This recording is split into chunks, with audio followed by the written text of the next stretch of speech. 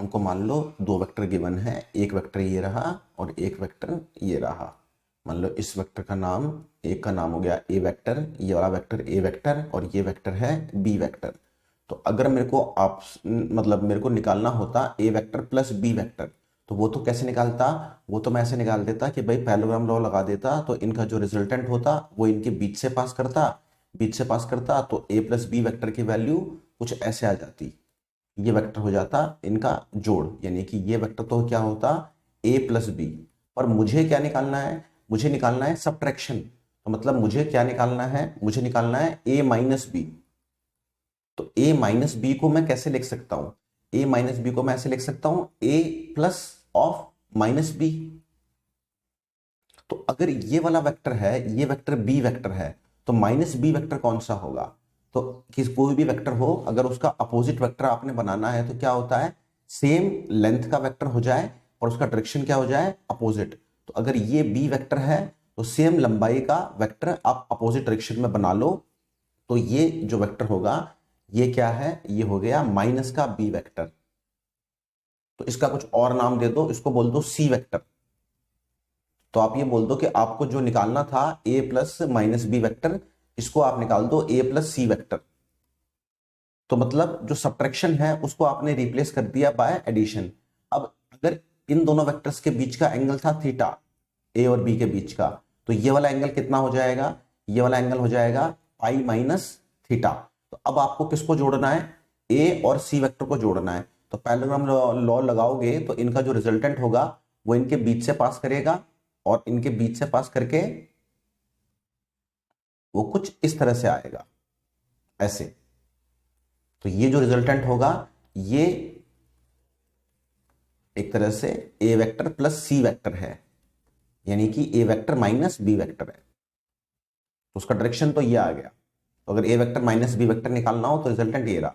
इसकी वैल्यू चाहिए आपको, इसका मैग्नीट्यूड चाहिए, तो मैग्नीट्यूड के लिए फॉर्मूला क्या लगाऊंगा, तो मैग्नीट्यूड के लिए फॉर्मूला आएगा तो अंडर रूट ए स्क्वायर, ए के मैग्नीट्यूड का स्क्वायर प्लस बी के मैग्नीट्यूड का स्क्वायर। वैसे तो यहाँ पे माइनस बी होना चाहिए था, लेकिन स्क्वायर है इसीलिए कोई फर्क नहीं पड़ता, बट मैं लिख देता हूं कोई बात नहीं, minus B square plus 2ab। तो यहाँ पे भी माइनस बी एक तरह से होना चाहिए था, लेकिन हम सिर्फ मैग्नीट्यूड लिखते हैं इसलिए यहाँ पे माइनस बी की जरूरत नहीं है, क्योंकि यहाँ पे मैग्नीट्यूड लिखा होता है। हाँ, यहाँ पे आता है इन दोनों के बीच के एंगल का कॉस। तो इनके बीच का एंगल कितना है, वो है पाई माइनस थीटा। ठीक है, तो यहाँ पे ये चीज क्या बन जाएगी, ये बन जाएगी हमारे पास ए स्क्वायर प्लस बी स्क्वायर और कॉस पाई माइनस थीटा। तो कॉस पाई माइनस थीटा, जब पाई का मल्टीपल है तो कॉस कॉस रहेगा, क्वाड्रेंट सेकंड है, सेकंड में कॉस नेगेटिव होता है, तो ये माइनस कॉस थीटा। तो आपका जो आंसर आएगा रिजल्टेंट का वो ये आ गया। तो ए वेक्टर माइनस बी वेक्टर, उसका रिजल्टेंट, उसकी वैल्यू तो ये आएगी।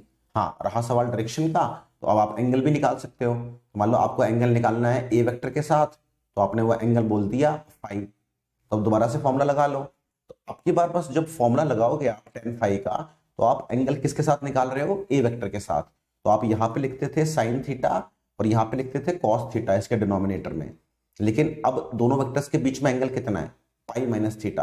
तो दोनों जगह पे क्या आएगा, पाई माइनस थीटा। फिर किसके साथ एंगल निकाल रहा हूं, तो मैं निकाल रहा हूं ए के साथ, तो जो दूसरा वाला वेक्टर है वो मल्टीप्लाई होता है। तो मल्टीप्लाई कौन होगा, बी वेक्टर। मैग्नीट्यूड मल्टीप्लाई होता है, वैसे तो माइनस बी होना चाहिए था पर मैग्नीट्यूड है इसीलिए हम उसको ऐसे लिख रहे हैं बी, और नीचे क्या आएगा ए। तो अगर आपने ये फॉर्मूला पूरा ढंग से लिखना है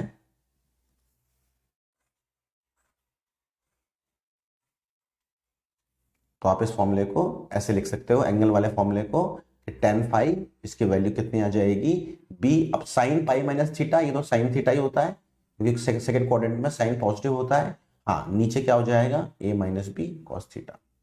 तो अगर आपको वेक्टर को सब्ट्रैक्ट करना है तो आप सिंपली बस एक बात याद रखो कि सब्ट्रैक्शन ऑफ वेक्टर्स का मतलब क्या होता है, adding negative of one vector to another.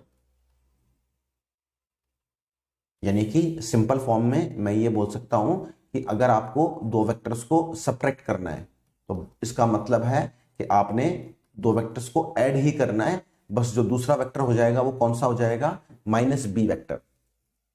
ठीक है, तो अगर आपको दो वेक्टर दे रखे हो, जैसे मान लो एक वेक्टर आपको दे रखा है इस तरह से, और एक वेक्टर आपको दे रखा है ऐसे। ठीक है, ये दो वेक्टर दे रखे हैं, इनके बीच का जो एंगल है, ये एंगल, ये वाला एंगल दे रखा है आपको 30 डिग्री। ये वेक्टर है ए वेक्टर, ये है बी वेक्टर। जो मैग्नीट्यूड है ए वेक्टर का वो है 4, जो मैग्नीट्यूड है बी वेक्टर का वो है मान लो 8। तो आपसे पूछा है बताओ बी माइनस ए वेक्टर, ये बताओ इसका मैग्नीट्यूड कितना होगा और प्लस इसकी डायरेक्शन क्या आएगी। डायरेक्शन मतलब विद रेस्पेक्ट टू ए या बी वेक्टर। तो सबसे पहली चीज तो हमें यहां पे क्या करनी पड़ेगी, देखो ए वेक्टर है तो इस जगह पे इसका हेड है और यहां पे इसकी टेल है, और बी वेक्टर है तो उसका हेड यहां पे है और टेल यहां पे। तो अभी ये वेक्टर जुड़े हुए हैं, ये टेल टू हेड जुड़ा हुआ है, तो ऐसे हम एंगल नहीं लेते। एंगल बता रखा है वेक्टर्स के बीच में कब लेते हैं, जब वेक्टर कैसे जुड़े हुए हो, टेल टू टेल या फिर हेड टू हेड। हम थोड़ा सा वेक्टर्स को रीअरेंज करेंगे, तो या तो मैं ए वेक्टर को उठा करके आगे रख दूं, अगर मैं ए वेक्टर को उठा करके आगे रख देता हूं, तो ए वेक्टर को मैंने ऐसे रख दिया उठा करके आगे, और बी वेक्टर तो था ही ऐसे।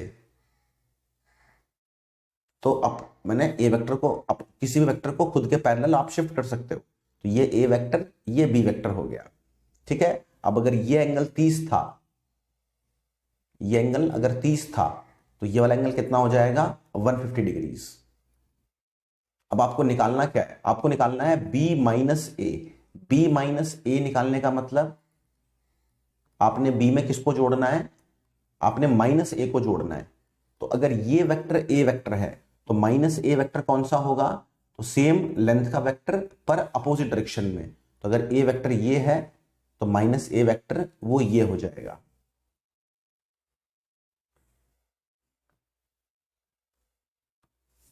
तो जो माइनस ए वेक्टर होगा वो ये हो जाएगा। तो अब आपको इन दोनों वेक्टर्स को जोड़ना है, तो इनके बीच में एंगल है 30 डिग्री का, दोनों का मैग्नीट्यूड आपको पता है, तो रिजल्टेंट का फॉर्मूला यहां पे लगा सकते हो। तो रिजल्टेंट की वैल्यू कितनी आ जाएगी, अंडर रूट ऑफ, फॉर्मूला भी लिखवाया था, a square plus b square minus 2ab cos theta, और थीटा यहां पे कितना आएगा 30 डिग्री, क्योंकि ए बी वेक्टर और माइनस ए वेक्टर के बीच में एंगल कितना है, 30 डिग्री का एंगल है। ठीक है, ए और बी का मैग्नीट्यूड रख दो, आपको फॉर्मूला मिल जाएगा। और जब एंगल निकालना होगा दोनों के बीच का, तो मान लो इन दोनों का जो रिजल्टेंट आएगा वो उनके बीच में कुछ ऐसे आएगा, इस तरह से। तो जो भी उसका एंगल निकालना होगा, दोबारा बना देता हूं मैं इस चीज को, मान लो ये था हमारा माइनस का ए वेक्टर, ये था हमारा बी वेक्टर, ये माइनस ए वेक्टर था, ये बी वेक्टर था, ये एंगल था 30 डिग्री। तो इनका जो रिजल्टेंट आएगा वो रिजल्टेंट इन दोनों के बीच से पास करेगा कुछ इस तरह से ये।